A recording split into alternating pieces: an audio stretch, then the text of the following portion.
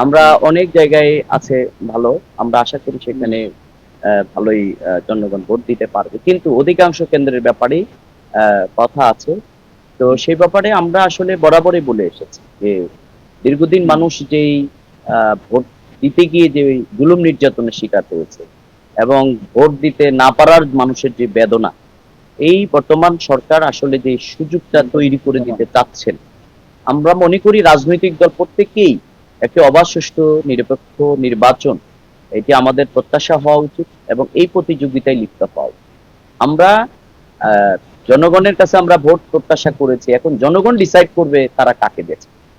আমরা মনে করি এইটাই তো গণতন্ত্রের অস্ত্র এখান থেকে উদ্ধার করা হয়েছে, যেটি লক্ষ্মীপুরে অস্ত্রের তুলনায় খুবই নগণ্য। আমরা খবর পাচ্ছি প্রতিটি কেন্দ্রেই এবং আপনারা হয়তো আপনাদের মাধ্যমে আমরা আবারও সাংবাদিকদের মাধ্যমে জাতির কাছে তুলে ধরতে চাই, আজকে রাত্রে বিভিন্ন কেন্দ্রে সহিংসতার খবর কিন্তু আমরা পাচ্ছি। অর্থাৎ বোমাবাজির অভিযোগ, বোমাবাজি করার প্রস্তুতি, বিভিন্ন জায়গায় ভয়ভীতি সেটি অব্যাহত আছে। আমরা আশা করব প্রশাসন এই ব্যাপারে যেন তাদের পদক্ষেপ গ্রহণ করে এবং সন্ত্রাসী যেই দলের হোক, যার কাছে অবৈধ অস্ত্র পাওয়া যাবে তাকে যেন গ্রেপ্তার করা হয় এবং মানুষের অবাধ সুষ্ঠু নিরপেক্ষ নির্বাচনের যে পরিবেশটা, এটি প্রতিবন্ধকতা হচ্ছে কালো টাকা, অস্ত্র, বোমাবাজি। অতীতের এই জায়গা থেকে আমরা বেরিয়ে এসে আমরা এই লক্ষ্মীপুরে সেই ইতিহাসটা তৈরি করতে চাই। আমরা এই ক্ষেত্রে সাংবাদিক ভাইদের সহযোগিতা আমরা প্রশাসনের বিভিন্ন জায়গায় এখনো যেই এককেন্দ্রিকতা কোনো কোনো জায়গায় আমরা সেটা লক্ষ্য করছি।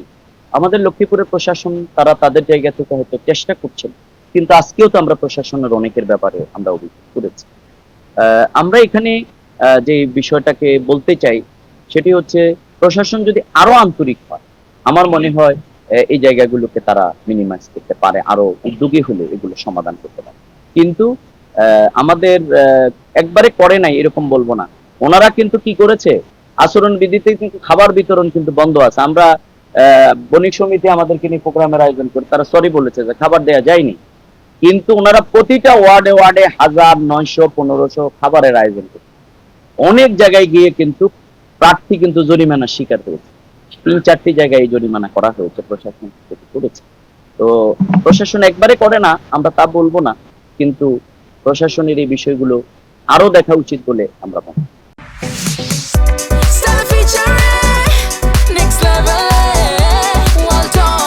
Side by side fridge.